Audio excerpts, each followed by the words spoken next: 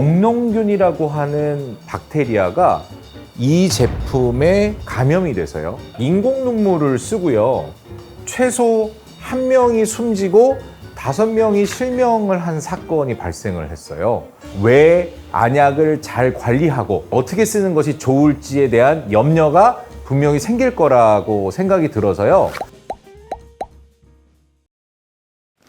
안녕하세요. 닥터 나이키의 TMI 진료실 류익희 원장입니다.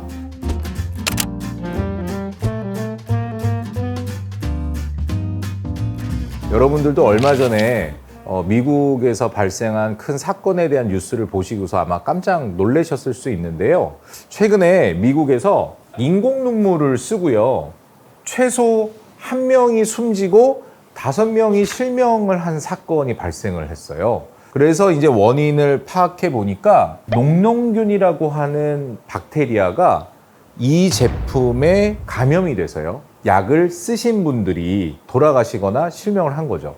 안약을 넣으면요. 눈에 도포되어 있던 안약의 성분이 코 쪽과 가까운 눈의 요 작은 구멍을 통해서 눈의 안쪽으로 흡수가 됩니다.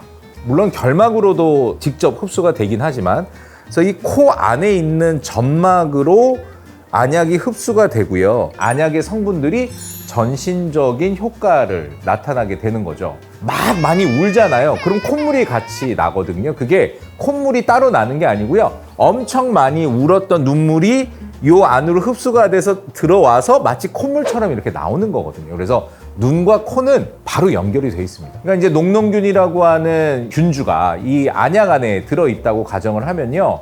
면역력이 약해져 있는 고령의 환자나 아니면 소아, 신생아 같은 분들께서는 약을 쓰고 녹농균이 전신적인 감염이 될 수 있다. 하지만 이제 그럴 수 있을 확률은 굉장히 낮긴 합니다. 설령 녹농균이 들어갔다 하더라도요. 허나 이런 기사를 보시면 우리가 왜 안약을 잘 관리하고 어떻게 쓰는 것이 좋을지에 대한 염려가 분명히 생길 거라고 생각이 들어서요. 제가 오늘 우리가 쓰고 있는 안약에 대한 간단한 분류법 하고요. 어떻게 쓰는 게 좋을지를 한번 말씀드리려고 그래요. 여러분들 인공 눈물 많이 쓰시는 분들은 이미 잘 아실 텐데 시중에 구매를 하거나 안과에서 처방을 받는 안약은 크게 2가지 종류로 생겼습니다.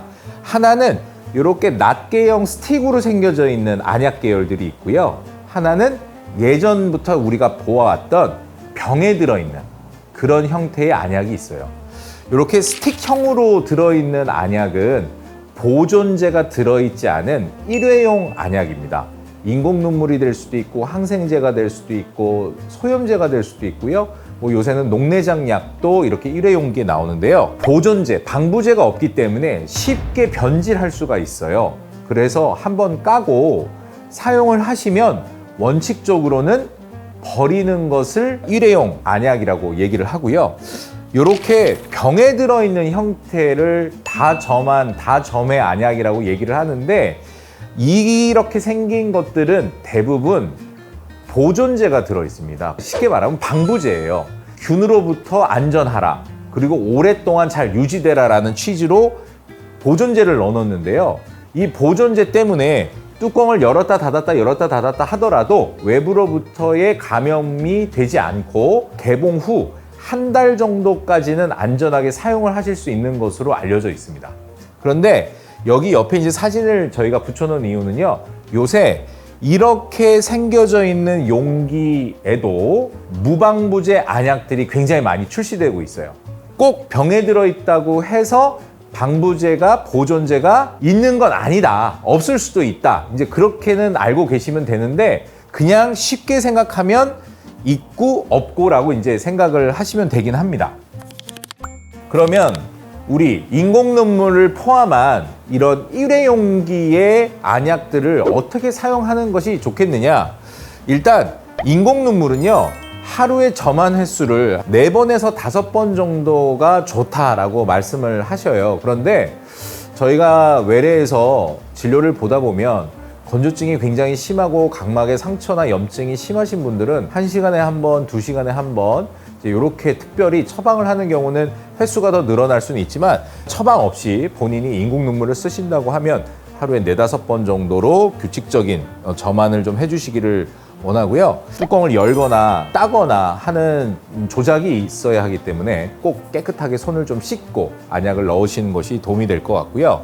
안약 어떻게 넣어라고 질문하시는 분들 생각보다 많더라고요. 그래서 제가 이제 권해드리는 안약의 전환 방법은 고개를 뒤로 젖혀서 이렇게 아래쪽 눈꺼풀을 제낀 다음에요.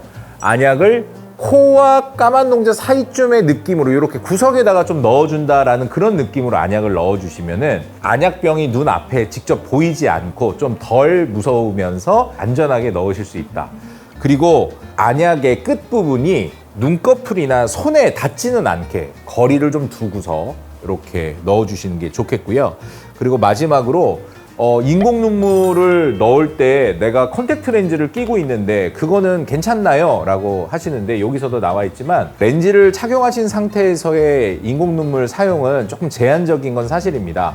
인공 눈물이 또 여러 종류가 있어요. 성분이 여러 종류가 있기 때문에 일부는 렌즈를 끼고도 눈물을 넣어도 아무 상관이 없지만 또 일부는 렌즈를 제거하고 빼고서 꼭 써야 되는 인공 눈물이 있기 때문에 이거는 무조건 된다 안 된다라는 것을 얘기하기보다는 처방받을 때 안과 선생님께 렌즈를 끼고도 사용할 수 있는 인공 눈물인가요를 꼭 한번 확인하시면 보다 안전하게 인공 눈물을 사용할 수 있을 거라고 생각이 됩니다.